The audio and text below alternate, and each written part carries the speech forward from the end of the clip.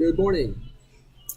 Inspired by a common goal to become more effective communicators, we have united to become We the People of Calm 1H. Today we'll be sharing with you the foundation upon which our group is built. The significance of this is that it informs each of the constituent members what their responsibilities are to the group. It can also serve as a model for which other groups can see how their ideas match up and take anything that may like for themselves. The points we will be reviewing will be philosophy, our group's philosophy, how we govern ourselves, and then our personal opinions on what makes speeches good and bad. So without further ado, I'll introduce Madison. All right. Hi, I'm Madison Lake, and I'm going to be talking about our team name, our team motto, and our team logo. So here is our team name and our team logo. So we named ourselves We the People of Communications 1H, as you can guess, alluding to the preamble of the Constitution, because we found that symbolically it made sense. We were creating sort of the governmental structure of our group and the rules that we must follow, and perhaps like the punishment if we do not follow those rules. Secondly, we have our group logo, and this logo is a group of sequoia trees. Sequoia trees are known for being very sturdy, growing for hundreds of years, being strong, and growing in large groups. So we found this symbolic of our group because we plan on being a united front and growing strong in numbers, which leads into our group motto, which, well, it is backwards in the camera. It says, if you want to grow fast, grow alone. If you want to grow strong, grow with others. So probably, as you can tell, we took a cliche. If you want to go fast, go alone. If you want to go go far, go with others. And we made it a little corny to match our group logo here. So essentially, we plan on working together, being a united front, and hopefully that will make us learn more and go far, as opposed to being a lone tree and growing alone and not gaining as much knowledge as we would have if we would have worked together. Next, introducing the rules of our group is Arlene. Hello, I'm Marie. I will be talking about our team rules that we as a group came together with. So we have a total of 6 rules, and then at the bottom we all signed it so that we all agree to kind of like a contract. So if any of us break any of these rules, we can go back and be like, hey, you signed this. So it's a fair warning. So the first one is that we're gonna respect each other. We're gonna respect each other enough to communicate if we have a problem with each other. So we're not going to let everyone else, except the person we have a problem with, know that we have a problem, or go to Miss Wiggs before we even confront the person about the problem. So we agreed to always communicate within ourselves, communicate in a way that we are respectful and effective to get rid of the problem.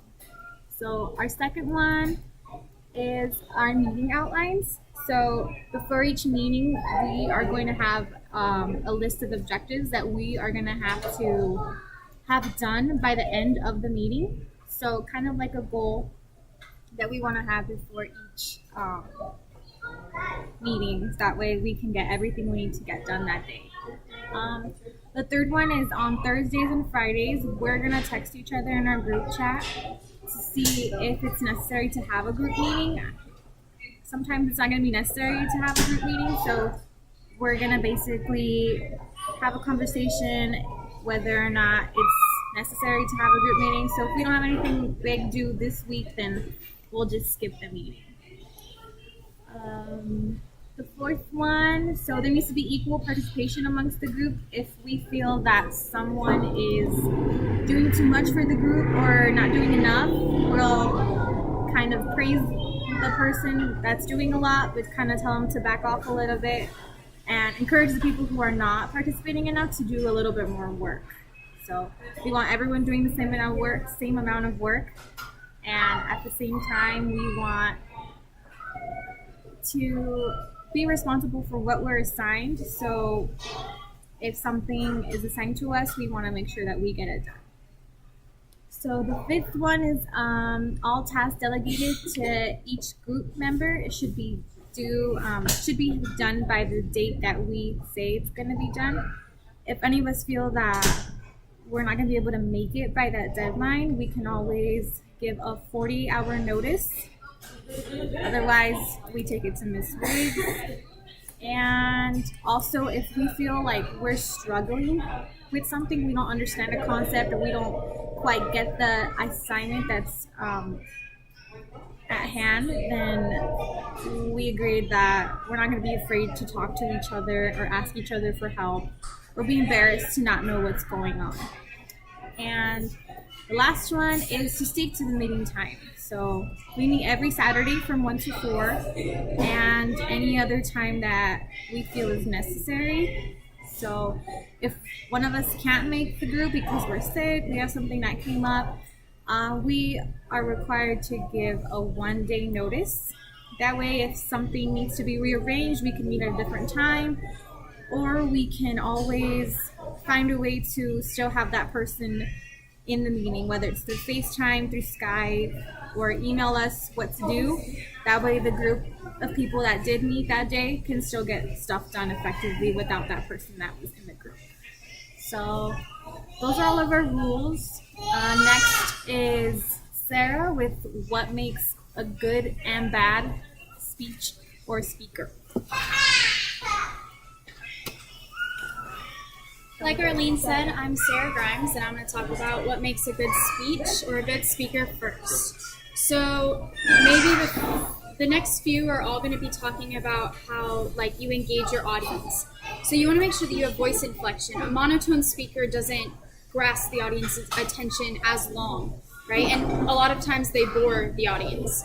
You want to make sure that you keep your audience engaged, and that also comes from making eye contact. When you make eye contact with your audience, that audience member feels that they have to listen to you, that they want to listen to you. Also, be dynamic. Make sure that when you speak, you're being a dynamic speaker so that the listeners in the audience can be active listeners and they want to listen to you. Last thing, kind of making the audience want to listen to you, is relating to them. When you pick a topic that doesn't relate to them and kind of makes them feel left out and like it doesn't pertain to them, then why should they listen? And so you as a speaker need to take into consideration that the audience needs to want to listen to you. Your speech should also have a lot of flow. Make sure that you have put in adequate preparation into your speech so that when you speak to your audience, you know the organization behind the speech. You know that your audience is going to be able to follow it easily. A good part about the flow is going back to the thesis. Make sure that when you are talking about your main points, those main points all connect back to the thesis. Make it obvious. Make sure that your audience has to know that you're tying it back to your thesis. It's almost redundant without repeating the same words. Make sure that you have well-timed and deliberate pauses. When you pause effectively, it lets the audience absorb what you've said. And lastly, be passionate about that topic. When you're passionate about a topic, that topic becomes something that the audience can be passionate about. Now on to what makes a bad speaker. So sentence and silence fillers, for example, they just distract from your main points, and you don't want your audience to get distracted or to pick up on your flaws. Stuttering. You want to make sure that you keep your stuttering to a minimum, because when you stutter, it makes you seem like you didn't prepare enough, that you're lost in what you're saying. Rushing the speech. You want to make sure that when you speak, you're speaking evenly and like you were having a conversation. In a conversation, you're not sprinting through your sentences.